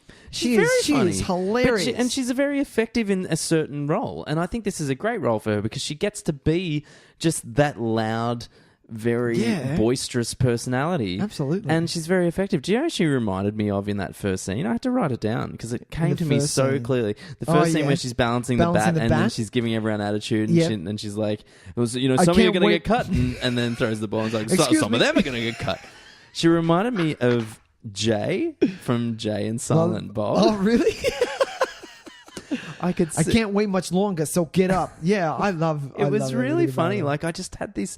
All of a sudden, I was like, oh my God. I can see her snoochy birchies. I could see her doing it, and it was very, very effective. I love their relationship. The outfit that she kind of wears, it's true. It's a little bit Maybe like that's that. what it is. Yeah. It might have been the baseball hat and the long hair. T-shirt. And her hair is quite long, like Jay's coming out.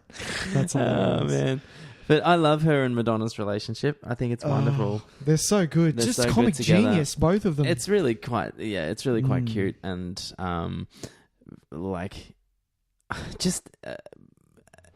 Madonna, Madonna is perhaps not a very nice person, is what I hear from a lot of sources. Yes. Maybe, look, Okay. she may have weathered this as time has gone on, Sure. and she may have realised that there is more to life than perhaps being not a very nice person. The diva that she could be.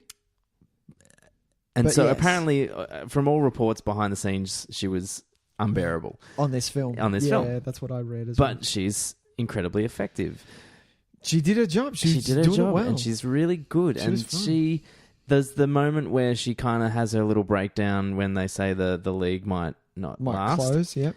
And in the hands of someone less skilled, that would have been awful. Yeah. Really quite unbearable. That's true, yeah. And she makes it bearable because it's not the greatest dialogue. It's your real kind of, I'm not going back to that life, kind of whatever that accent was that I just did there. But it was very like, we could sit down and write a very similar scene right now, and it'd be comparable to that. Absolutely. But she sells it really well, She did it and well. she makes it seem like it's lived in those words, and that's hard to do. Fair deal. I can't say much for many films that she's in. I've seen a few, probably not a great deal. I haven't But seen a lot. Dick Tracy sticks out. Yeah. When we do our Dick Tracy episode. I like her in Dick Tracy. I don't think she could have. It didn't have to be her. She doesn't. Oh no, it could she have been doesn't someone bring else. anything. I'm just saying that she does an amazing job. Yeah, amazing. For a woman that's say amazing, primarily a singer. Yeah, look, that's probably it. And she dances the shit out of that fucking scene with the big dance scene in Suds bucket. The Suds bucket. I am going to open a bar called the Suds Bucket. There must be at least. How is there not a bar called the Suds Bucket? Especially with like buses and cars at the front and It was a cool little place. I love So bars good. in like old fashioned bars in like old timey movies where it's like all the cars just drive up and kind of park wherever the fuck they want. How and good it's is just like that? this central location where it's just everything It's like on the circles. highway? It's on It's like the in the middle of the highway or Yeah. something? How's that creepo kid that's going to grow up to be like the biggest scumbag ever? I mean, he's just Why like, do you slap me in the back? You'd make a man out of me. Why don't I smack you around for a while? He was like, Fucking "Can we what do the hell? both?" What He's the the hell? original. Can't we have both? Yeah, Old El Paso kid. that's true. That's that him. kid's a fucking creep. Yeah, what the but hell? this is. I mean, it brings up a kind of a bigger issue about this is that in the movies of that time, Yeah, where they're trying to kind of be, they are trying, what their intentions are clearly noble, but then there are still moments like that in there that's just like, ugh, that's we are past that time. dated. We are past, and that that's what you were mentioning before, like Tom Hanks like smacking that what do they call her? The Miss Cuthbert. What's her? what do they call them when the chaperone? Chaperone. Smacking the chaperone on the butt as Yeah. he walks past her, like that kind of stuff. Where you're like, nah, come on, we're past that. It's time to. But it fits in that moment, though. It fits in those bed, and it's very true of the time. True Don't get of me the wrong, time, but but it's the not- fact of the no. matter is that both of those things are presented as funny. Yeah. And I'm guilty of it. I laughed both times. I can't help Yeah, it. But then man. on reflection, you're just kind of like, oh, that's not cool. And he's such a bastard. When Stillwell does kill the bus, not kill the bus driver, but gets him off the bus. Yeah. And then she tries to wake up Tom Hanks. Tom Hanks kisses her because he's passed out, and then he throws up from kissing her. Then he tells everyone to get back on the bus. He gets in the driver's seat and goes, and then says to her, "I loved you, by the way, in The Wizard of Oz." I'm like, Jesus, that is harsh. That was harsh, Oh man. my god! The way he does his fake vomit when he drinks, was gold. He drinks the thing and walks up straight next to her and just goes. I love it. He is I love it. incredible physical comedian. Tom So Hanks. gold. Like I miss Tom Hanks. Physical comedy. Tom Yeah. Hanks. Yeah, man. God, he was good. He just was so that He hasn't scene lost anything. when he is trying to not explode at Evelyn. at Evelyn after, when he's doing the strangest things with his face. What team do we play for? He's like every part of him is shaking, and you can see like the reds of his eyes swell and up. afterwards, when she leaves, he's like clapping his hands together. He's like, But this that takes so much skill Yeah. to be able to do that effectively. it was good. He's so good. Yeah. It blows my mind. My favorite is just I've said this before, but I want to say it again. Yeah, that's I fine. want a yelling competition between me and Tom Hanks because I reckon it would be so good. At the end, when they're going and they go, "Why am I the only person on this bus?" Oh, so good. He does the yell very well. He does. I like his drunken acting really well. I think he does drunk acting That was good. super effectively. That was really good. Yeah, That's hard to do. It is hard to do. I feel that it's hard to do. It's one of my pet peeves of people that act That drunk can't really do and are just shit at it. Do you know who if we're bringing this up? Sure. Do you know what comes the top of the list for drunk acting? Who's that? You've seen Superbad?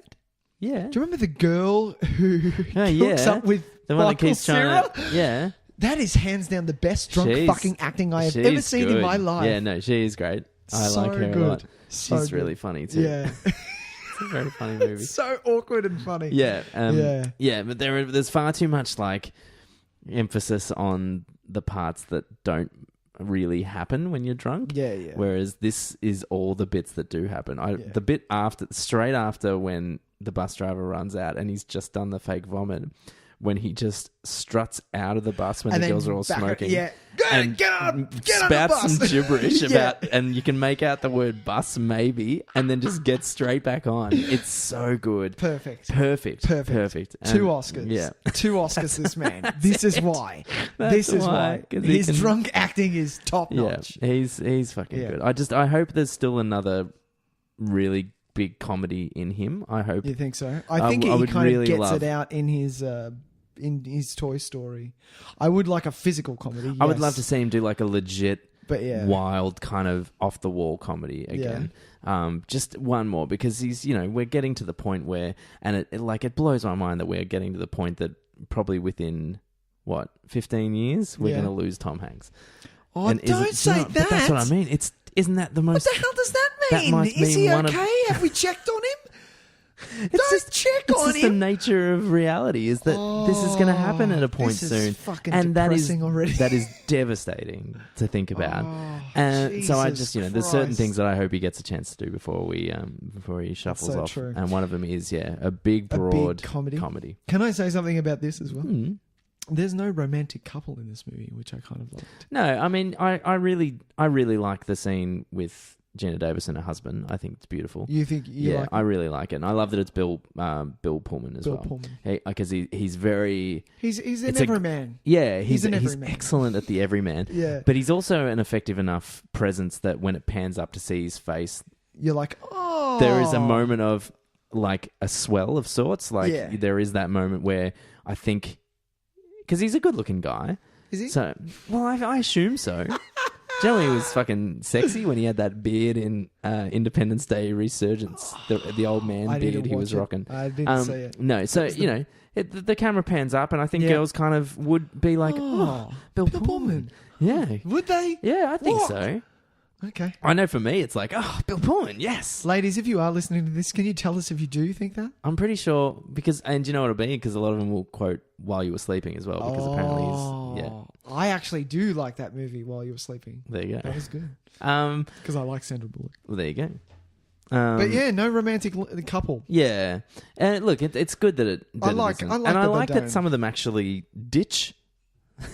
They're men. They're men during good. it because they come to learn that maybe they're not they're the better best. than just a small town Yeah. with some random fucker. That's yeah, it. Absolutely. I really like those moments, I and I like like that that the as well. guys are generally presented to be good guys.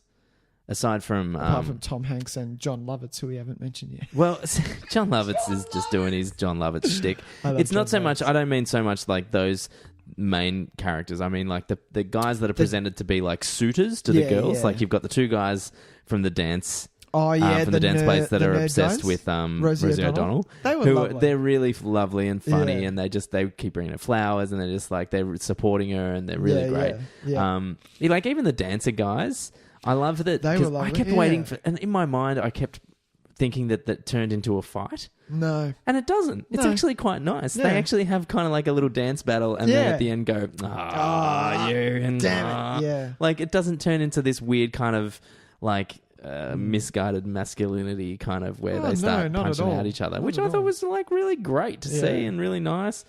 Speaking of the men in this movie, Marla's something has to be said for Marla's dad. Oh, it's and such a beautiful little performance. Oh, that's pulls at the heartstrings. Yeah, very it really early does. in the movie. Really does. For me. The way it's talked about that he's raised her is obviously a very, it's not a great environment for her. It wasn't the best upbringing and stuff like that. He doesn't know what to do really. But he doesn't know, Yeah. and he's tried, and they present him as this character that is willing to, that has learned from his mistakes and is trying to be a better dad, and it's so lovely, and warming, and like it's kind of like, oh, what a nice dad. Yeah. Like, even though that moment, because I think it's the way it's when he says it's my fault. I didn't know. Yeah, don't blame her. We lost her mum. I didn't know how to raise a girl. Yeah. And it's just such a lovely little kind of, it just builds really this depth to Marla as well so quickly. Which is why I feel ripped off almost, because you don't really see... you don't get much of her. Yeah, you don't get so much of her. Yeah, it's really sweet. Marla Hooch. What a hitter. God, that's funny, that bit where she's just like miles away and Marla Hooch. What a hitter. Because that whole thing, that whole news broadcast is awful. Like I love every second the of way it. that it's like, and she also makes a mean cup of coffee, and they've got her there. She's pouring. She just mouths the words coffee, and then Kit, and here's her kid sister Kit, who's as single as they come, and I'm like, oh, cruel. They're all just like such backhanded compliments, and like the way it's like, let's not focus on the fact that they're playing mean baseball. These like, women these can kids, literally hit home ass. runs, which it's is like, fucking no, hard. she's sewing socks for her man at the war in the war. It's like, holy shit, and it's like it's done obviously kind of for comedic value, and it's fine. But it's you can't help but realize, like, think that that's probably pretty close to how it would have been. It would have been pretty close, I think. I love that they used because I had to look it up at the end because what's his name? They used Harry Shearer. Because to me it sounded exactly like a Simpsons episode newscast, and I was like, am I watching The Simpsons? I'm like, I wonder if that's just because it's so close to the voice. And then I checked and I was like, yep, Harry Shearer. It's Harry Shearer all the way, so doing good. his Simpsons voice. Yeah. He's posh, he's posh newsreader Simpsons voice. What a hitter. I'm done. You done? We kind of just ended up talking mostly about the people in it. Yeah. Which is fine. That's fine. Did you notice Tia Leone? I did notice Tia Leone. Yeah, good old Tia Leone. First base on the... She was playing for the... not Rockford Peaches, it's Racine. The Racine Bells. Yeah. Which is kind of cool to see, like... Yeah, Tia Leone. A pre-fame Tia Leone. Yep. That was it for me. What else? I think there was one more. Why is it that... Yeah, that's it. How come we've never really figured out how to make old-timey footage look really old-timey? Do you know what I mean? Because they were playing the old footage, the original old footage, and then the moment where it cuts to Gary Marshall as the candy bar king. Yeah. It's so completely obvious. I think we've gotten better from that. We have gotten better at it because now there's Instagram filters that are fucking better quality than that. Or apps. Like, that's it. I could have made that on my iPhone. Yeah, absolutely. But still, we haven't. There's at no point would I be confused. Like, at no point. Yeah. Sorry, I'm just fixing my fucking cushion. I'm in shambles. I'm all over the shop. At no point would I actually... I'm yet to be convinced that I saw old-fashioned footage. Right. Like, if you showed me something... Unless and they were dressed up really well... Of the flick of the film. But see, they do that in Dracula.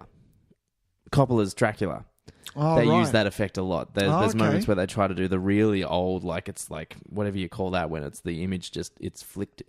It's like when you make little found footage pocketbooks. Oh, you know those things where you just flick them. They did that with film, and like you can still tell that it's not the legit way that it's done. And is it only because we just will never be able to have that because film again? Unless you've got that film again, you're not going to get that. It upsets me because it so takes me out. As soon as I see it, it takes me out of the film.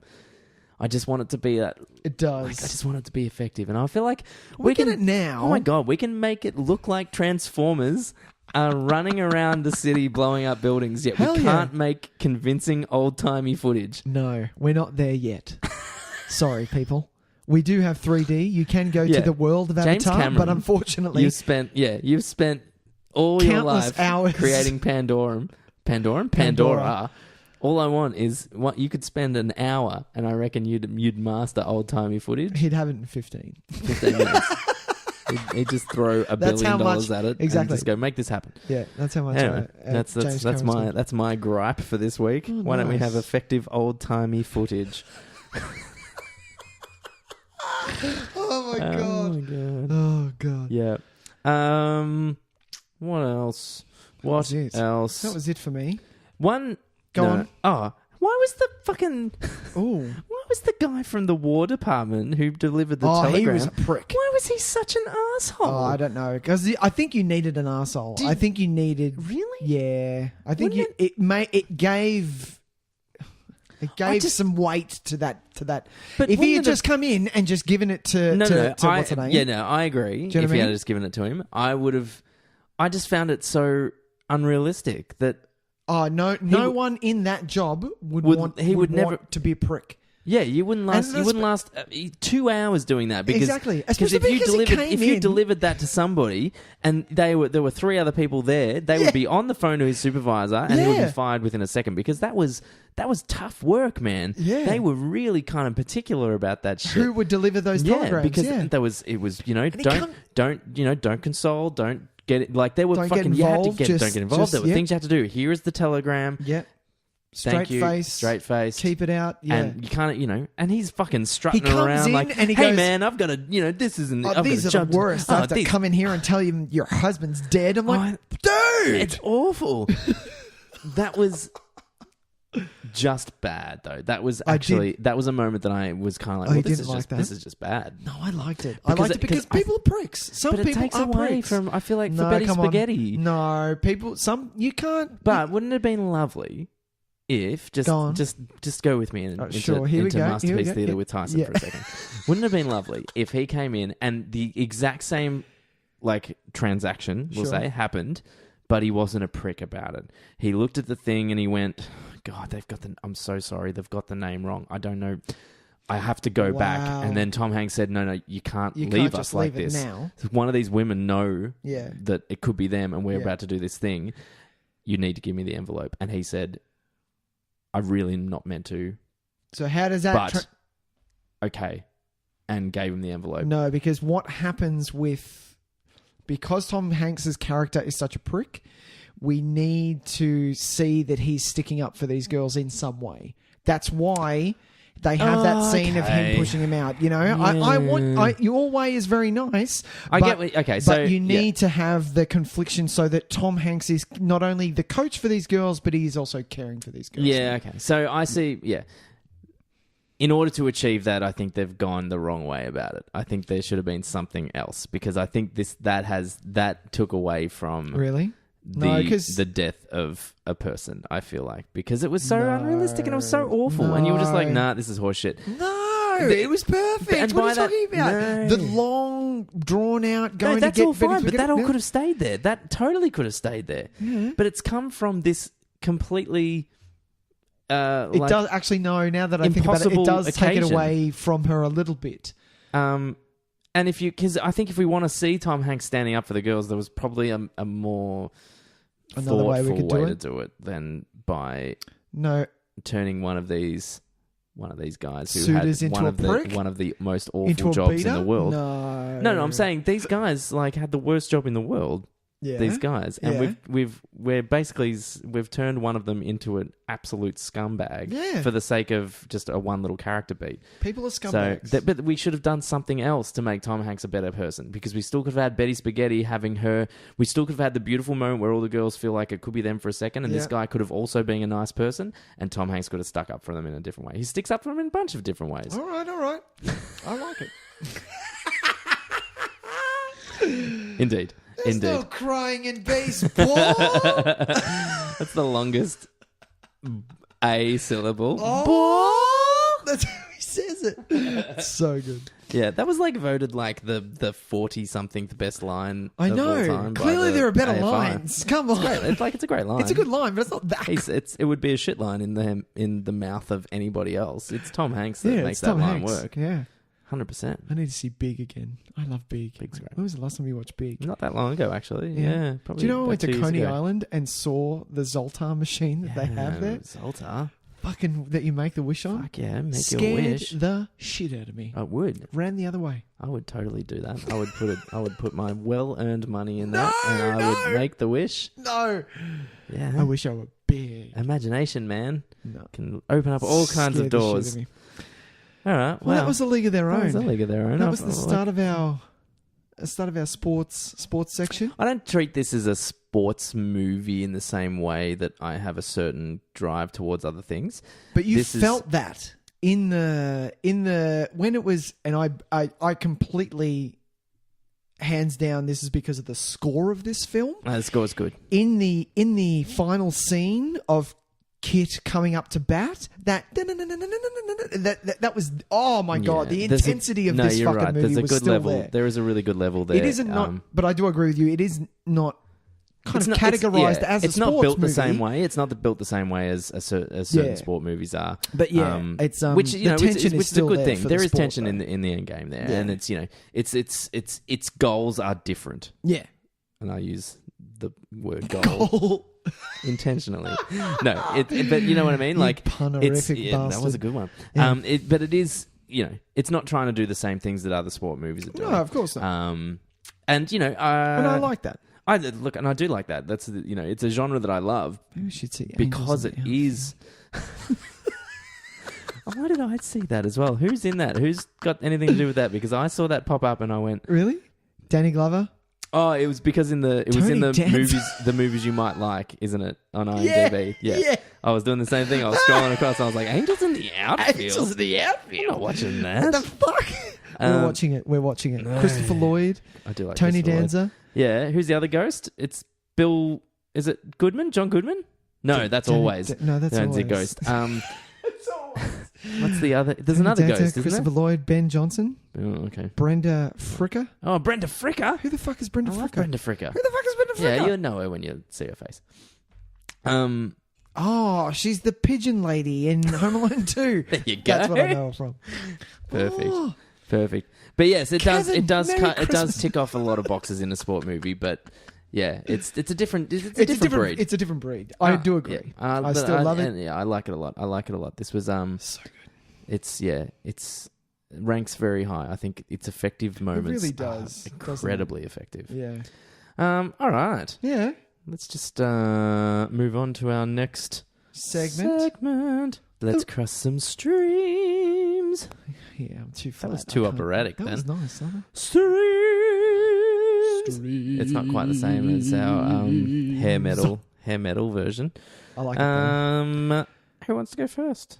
I'll go first because mine will be quick. Okay. And this is very rare for me. I'm going to pick an Australian movie, Tyson. Yeah, this is...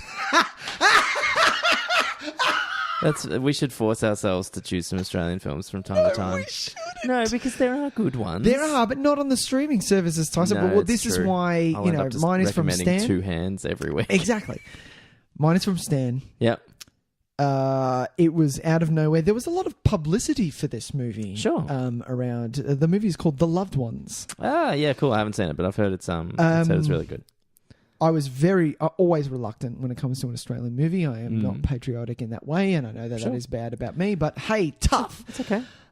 Yeah, Loved Ones. It is about a very scary obsession with the cute boy at school, and it goes into places that you just don't expect it to go to. It goes into some fucked up places. All places. Yeah. And it was really good. Essentially, almost a play. It could be stuck in one room and done like that. Sure. So just to give you a heads up, but that'd be a cool play idea, actually. Yeah. Just I love the idea of real excuse me, I just turned into a monster. Did you just turn into Max Headroom? I just got taken over by the devil, but I'm awesome. back. That was a brief interlude. That was a little scary. I like the idea of live theatre being really violent. Like, yeah. I've only seen 2 live theatre shows that have been really violent. like blood splurting. Yeah. I think it's great. It's great. The wonders of like special effects are so much more effective to me in a live theater environment. Yeah, man. Where I'm just like, holy shit, how the fuck did they do that? Yeah. That blows my mind. That's and I'm awesome. sick of people trying to do it artistically with like pulling out red ribbons out of their neck and or a red light flash. Or a red light flash. I want to see shit. I want to see fucking blood and guts, man. Yeah. Loved Ones. Give it a shot. It's a little bit of a horror movie. It's a little bit scary. I've heard it's a bit intense. But yeah, definitely do it. It's especially for you overseas watchers. Well, give the Aussie movie a shot. He's actually Loved pretty Ones. well regarded at the moment, the writer and director of this film, Sean Byrne. Oh, really? Because he's just released a film called The Devil's Candy, which is being very well reviewed overseas. Why do I know this? And it's only kind of made its way into festivals and stuff. It's been around for a couple of years, but it's made its way onto festivals and stuff very recently. Yeah. And it stars Ethan Embry. Oh, Ethan Embry of Empire Records Can't Hardly Wait. Oh, But if you see this dude now, totally different man. He is jacked to the shit house. Oh, really? He's got a beard. He's got long hair. What? He looks like a completely different person. And in the movie, he doesn't look like that. Well, he's had to do some of that in real life to get to that. Well, see, that's only half of it. Right. Like, if you look at a screenshot from this Devil's Candy film. What have you done? Let me see if I can find a picture of him. Show me a photo. Yeah, here he is. This is the real one. Jesus. He's wearing a gas mask, so it's hard to tell. But look how fucking jacked he is, man. Man, that is huge. He's got like the abs on the abs and the side ones. It's out of control. It's Ethan abs on Embry. the abs and the side ones. Yeah. Awesome. Little cute Mark that ran around. Yeah. The skater Mark, Empire Records. Yeah. No, he was Mark in Empire Records. Yeah. What was his name in Can't Hardly Wait? He was... that's going to kill me. remember. I fucking love Can't Hardly Wait. I love Can't Hardly Wait. Let's do that. That'll be fun. We'll do that one day, for sure. All right. Well, I'm just going to recommend... Yeah, what are you going to recommend Mine this was week? also on Stan, actually. Oh, Stanage. Well, it's, we did a film directed by a woman today, so I want to recommend another film directed by a woman. Nice. Good one. And I'm going to go for probably my favourite female director, and that is Catherine Bigelow. And the film that I will recommend, I mean, you can watch any of her fucking movies because she is a master. Yeah. She does action cinema better than 99% of her male counterparts. She is on it. So I'm going to recommend The Hurt Locker, which was a film that was a big deal about 6 years ago now, 2010 it came out. Okay. And it won quite a few Oscars, including Best Picture and Best Director for her. It did. And this was one of those years, one of the very rare years where I actually see the film very early in the year because it came out quite early. It did. And because it was I was championing it from the moment I saw it and said that's going to be the best movie I'm going to see this year. It was out in stores by the time the Oscars came around. Oh, well and truly, yeah, well and truly. And I was so glad to see it rewarded the way it was, especially over a film because it was the year it went up against Avatar, which I thought was very empty, an empty film. Completely agree. So The Hurt Locker is, it gets a bit of shit for not being particularly accurate as to the lives of these particular people in the military. They are the bomb defusal kind of people. Yep. But, truth is no excuse for, what is it? The truth is no excuse for fiction or something. I don't know. I know that quote, but I don't know. Fucked that quote up totally again. Really bad. I actually have quite. Don't let the truth get in the way of a good yarn. I'll say that one. Say that one because it doesn't matter. Like this is a story that is. This is the most tension I've felt in a film for a very long time. It is big call. It's you search for this a lot, and it's not horror movie tension. It's a very different kind of energy. Yeah. It's the same way I felt through a lot of The Departed. I remember watching The Departed. Yeah. After about half an hour, you realize that your hands have been clenched. And you're like, oh, God, okay, yeah. Calm down. Yeah, I need to calm down. This is how you feel during The Hurt Locker. It is 2 hours of just intense your attention. Always at attention. And the performances are incredible. The direction is just so good. And that, for a director to be able to get so much tension out of that, out of what is obviously there is a lot going on in war, and it is a very, it's not exactly like you're making tension out of something that isn't full of tension already. Yeah. But actually bringing that to the screen in a way that you feel very much a part of it is a very important skill. Yeah. I had some qualms with Kurt Locker. That's only because I came to the game quite late. Sure. And because it did have that, I have to stop doing this, the Oscar shadow, it did for me. No, fair enough. So unfortunately it didn't pack a punch, but I really would like to see it again because just talking with it with you and with other people that I've spoken to it about, I clearly need to watch it again because it was up there with for a lot of people, but yeah, it just didn't do it for me. No, fair enough. It just didn't do it. And for look, me. I did know a lot of people that felt that way as well, and I think this is actually one of the truest cases of Oscar shadow because it's not. It's in the movie's goals aren't that. No, it's not a movie that is made with that in mind. It's not there for it. I think it wasn't. It was more on the thriller side. It wasn't an action packed. I was expecting action packed. I think the thriller. It was more a thriller, a build up, and it's a character like thriller more than anything else. Exactly. And the tension that you feel is because you're in the presence of a character that you cannot predict in any way, shape, or form. Yeah. And the goals are kind of it's every war movie aside from some that maybe don't have the clearest intentions.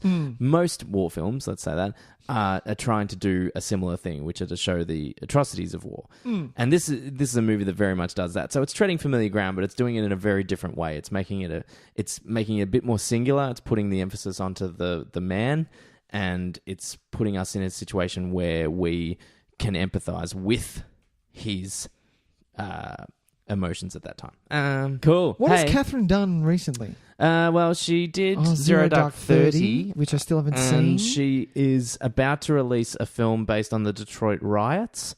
Oh, that's right. With John Boyega. Have you seen the There is a trailer for that? floating around for that. Yeah, I've seen that. And I'm looks quite good. thrilled to bits with that. I think that's... Oh, I can't wait. I think it's going to be amazing. And if you just a throwback to Catherine Bigelow old days, if you've never seen Near Dark, her vampire movie, get on it. If you are a vampire movie fan, and this is like something else. And if it you're will an blow idiot your mind. and saw the remake of Point Break, you're an idiot. Go back and watch the old Point Break. Original. Yes. No way it's bigger than YML. And you can you probably don't need to watch K-19, The Widowmaker. That was fine. That's fine. It's fine. You'll be fine. You'll be fine You'll be without fine. watching that. Hey, so we were going to look at some mailbag. We were. What happened? We're going to save it. Our mailbag just exploded and turned really big. And to be honest, people, we're too fucking tired. We're going to have a good chat about it. I think we might need to allocate a good amount of time. To some of We're our not that tired. We're just mail. too tired to bite off these very meaty mailbags that we're getting. It's going to be. But we did get some correspondence, which is going to encourage next week's episode. Ooh. Now, I'm very excited about this because we've been saying for a while. Yep. Tell us, folks. Tell us what movie you'd like us to talk about. And we got one. Holy. We've had some correspondence. Oh. Read it out to us. Go for it. Hey, guys. Loving the show. A bit behind on my apps. Just started the Twin Movies app, so excited for this one. Good topic. It was a good topic. You will love that one. I'd like to propose an episode on Pump Up the Volume. Oh. It's a particular favorite of mine. I'll be interested to hear what you guys think of it. Keep them coming. Do we have a name from this person? Katie. Thank you for the correspondence, Katie. We appreciate your movie review suggestion. We're gonna look at Pump the Up Christian the Volume. Slater 80s flavored. 80s flavors? It might be 90s. Shit. I think it might be 90s. I think it's early 90s.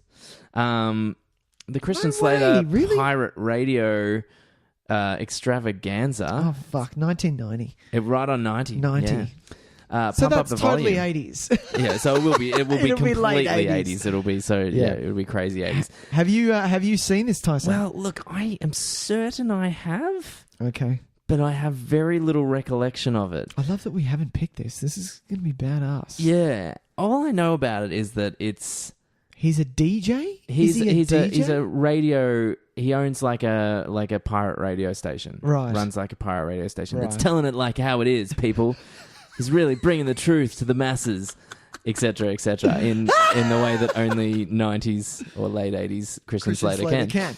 I remember it being very enjoyable, but I don't know where I've gotten this idea from. I remember like coming home from work from the video shop and I'd quickly flick to see what was on TV, sure, so that I could do my homework and go, no, we have that in the store. So when someone comes in, hey, what was the movie on TV last night? I'd be that.